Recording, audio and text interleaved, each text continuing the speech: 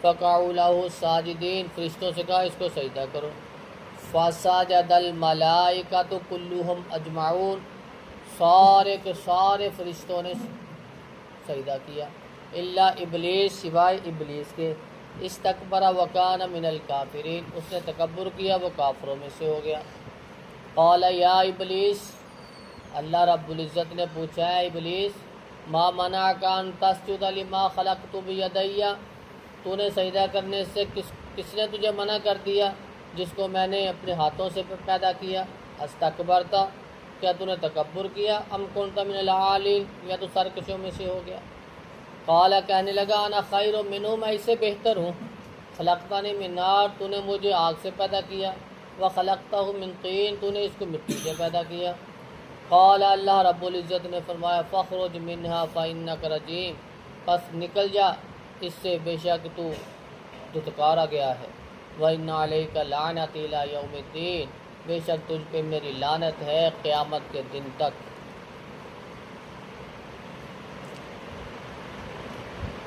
اللہ رب العزت کے فرشتے بحث کر رہے تھے انسان کے متعلق، اس کو پیدا کر کے زمین میں فساد ہی کھڑا ہونا ہے۔ پہلے بھی تو ایک مخلوق ہے جنات، وہ بھی تو فساد ہی کر رہے ہیں، یہ بھی وہی کریں گے۔ اللہ رب العزت سے جب اللہ نے کہا کہ میں انسان کو پیدا کرنے والا ہوں، تو فرشتوں نے آگے سے یہ جواب دیا۔ اللہ رب العزت نے کہا، آپ کو معلوم نہیں کہ میں اس کو پیدا کرنے والا ہوں، اس کا ایک مقصد ہے، یہ میری عبادت کریں گے۔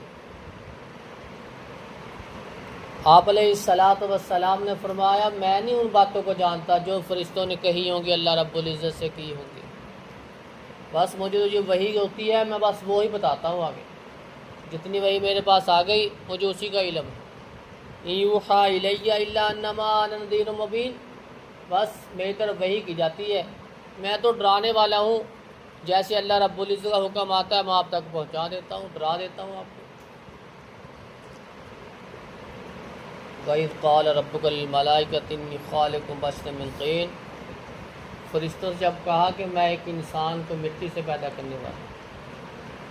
اللہ رب العزت نے جب انسان کو بنایا، آدم علیہ السلام کو بنایا، تو مختلف علاقوں سے مٹی لی گئی، تھوڑی تھوڑی کر کے، اس کو اکٹھا کر کے پھر آدم علیہ السلام کو بنایا۔ علاقہ جون سا بھی ہو، رنگ نسل کون سی بھی ہے، جب ایک مسلمان ایک جگہ پہ اکٹھا ہوتا ہے تو وہ ایک ہی بن جاتا ہے، اس کے اندر تاثیر ہر علاقے کی موجود ہوتی ہے۔ میں نے اسے برابر کیا، اچھی طرح اس کو بنا دیا، پھر اس میں روح پھونک دی، پھر فرشتوں سے کہا سجدہ کرو، سب نے کیا، اور اسی وقت کیا جب اللہ نے کہا سجدہ کرو، یہ نہیں کہ کچھ نے پہلے کہا تھا، کچھ نے بعد میں، کچھ نے اس سے بعد، نہیں۔ فَسَجَدَ الْمَلَائِکَةُ كُلُّهُمْ أَجْمَعُونَ، سب نے سجدہ کیا اور اسی وقت کر دیا فوراً۔ ابلیس نے انکار کر دیا، تکبر کر دیا، بس اس نے اپنی سوچ کو اللہ کے حکم سے مقدم کر لیا۔ اللہ رب العزت نے قیامت تک کے لیے اس کو ذلیل کر کے رکھ دیا۔ آج ہم میں سے کوئی اللہ اور اس کے رسول کا احکامات آ جائے، حکم آ جائے، حدیث آ جائے، قرآن کی آیت آ جائے، پتہ ہونے کے باوجود، سمجھنے کے باوجود، پھر اپنی سوچ، اپنی عقل کو مقدم کرے گا، اس کے اعمال بھی برباد ہو جائیں گے، اس کے اعمال بھی جو اس نے نیکیاں کی ہوں گی اللہ رب العزت کے ہاں وہ برباد ہو جائیں گے، ان کو کوئی فائدہ نہیں ہوگا۔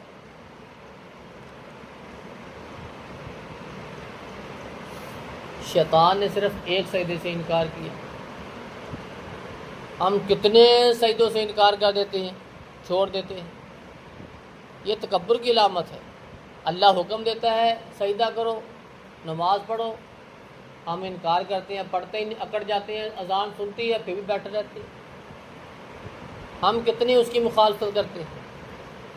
اللہ رب العزت نے اس کے ساتھ کیا سلوک کیا تو ہمارے ساتھ کیا ہوگا، اس پہ غور و فکر کرنی چاہیے، سوچنا چاہیے۔ اللہ رب العزت کو یہ کتنا ناگوار گزرتا ہے جب اس کا بندہ اس کے سامنے جھکتا نہیں ہے، اللہ رب العزت سے دعا ہے کہ اللہ رب العزت ہمیں صرف اور صرف اس اللہ کے آگے ہی جھکنے کی توفیق عطا فرمائے۔ سبحان رب